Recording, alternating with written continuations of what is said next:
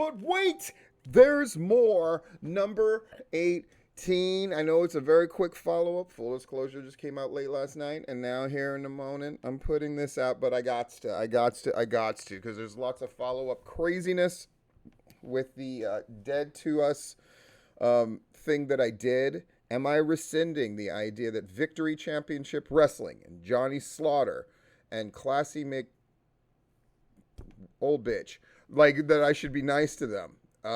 No, quite the opposite. There's a number of things I'm going to talk about. Again, it's just, you can call it rumor, you can call it allegations, you can call it all that stuff. It's crazier than most of you even know. And yes, I'm going to tell you all about it. Shall we dive in? Forgive me. You know I like to do these things uncut. That way you know. All right. So Classy McDiva. First of all, we are going to touch on some very serious things. But can we agree that Classy McDiva is the stupidest name in the Southeast Wrestling? Can we just agree on this? Is there anybody wants to dispute that? Magic 8 Ball. Is Classy McDiva the dumbest name in Southeast Wrestling? And you know I'm always real with this 8 Ball. This 8 Ball has never been wrong. This 8 Ball said that Jake Paul was going to win that fight, right? And we were like, that's ridiculous. Magic 8 Ball was right. Magic 8 Ball says,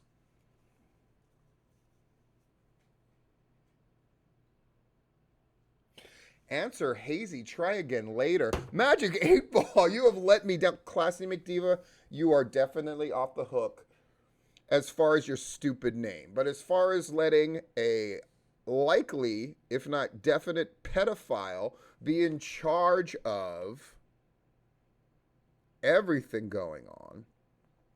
Now, let me say something that's going to be very strange for people to hear. The word pedophile is thrown around way too much. If you look at classic definitions and that kind of thing, right? It's thrown around way too much. So, Steve, if the thing that we've heard about Slaughter and a 15-year-old is true, that's not technically a pedophile. What would constitute for you people a classic pedophile? And let me establish this link and bridge first. Classy McDiva's attempt to distance herself enough by saying, well, this is my idea and my thing, when Johnny Slaughter is in charge of Victory Championship Wrestling, and hence Victory United, and still calls the shots, and all of these things are done under his auspices. If you're hanging on at this point, wrestlers who work for Victory Championship Wrestling, and people affiliated with the show, if you're still hanging on to doing this show and all the rest of it at this point, I don't know what to tell you, except if what you hear about next doesn't convince you to sever every tie completely, I gotta say, in good conscience. And you're saying, well, nothing is completely proven, and what I'm going to tell you next isn't completely proven either. However, there are enough facts that line up on this thing. And for goodness sakes, why not just not do Victory Championship Wrestling until things are cleared up? Why would you want your name attached to this nonsense? What are you talking about, Steve?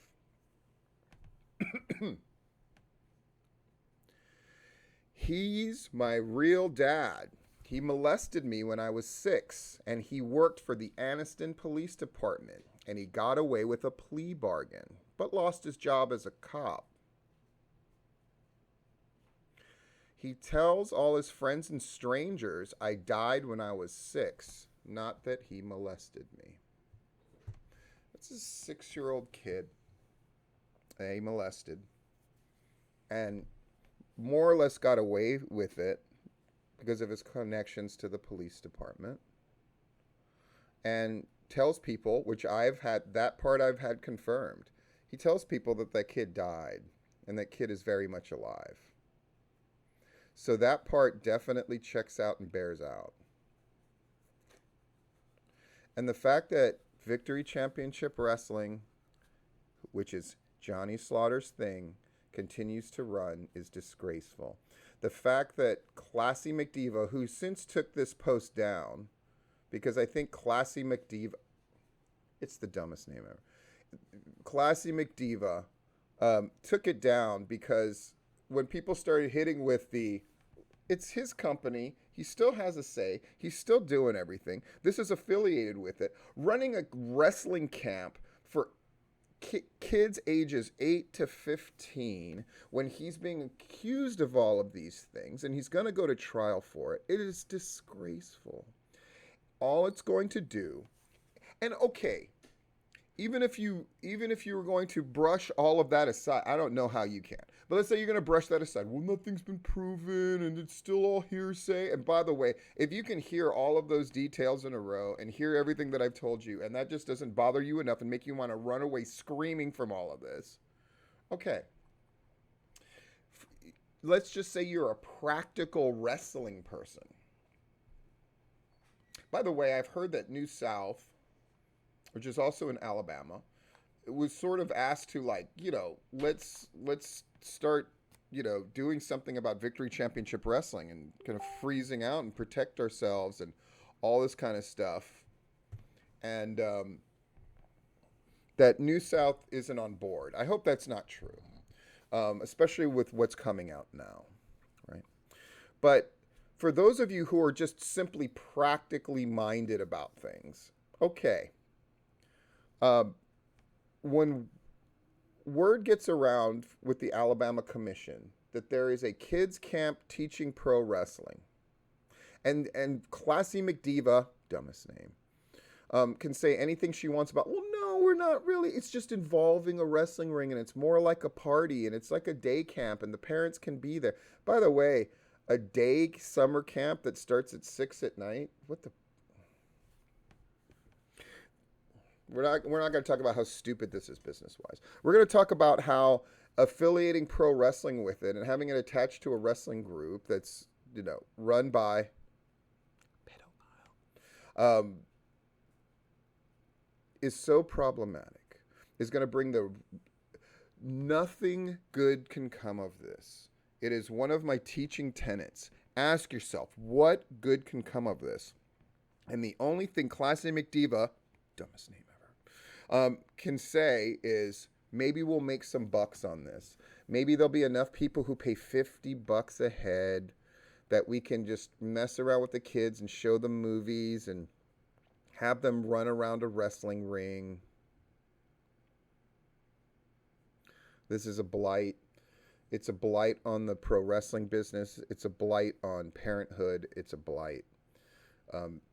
The fact that Victory Championship Wrestling hasn't just shuttered its doors until all of this gets resolved is unfathomable to me. The fact that they're in a state like Alabama that has a commission with a great deal of power, and are risking pro wrestling in Alabama and possibly the Southeast. This is the kind of thing that can gain traction and really hurt us all. And for people who are saying, well, yeah, if people like you talk about it, Steve, look, I'm not the one who's done anything wrong. In fact, at this point, what else needs to be said, folks? What else needs to be done? At what point do people just say enough? And this thing just has to end.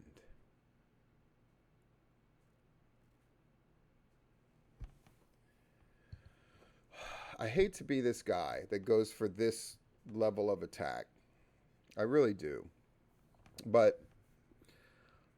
And I so hate calling for this kind of stuff. Folks, if you do Victory Championship Wrestling at this point, if you're involved in this camp in any way,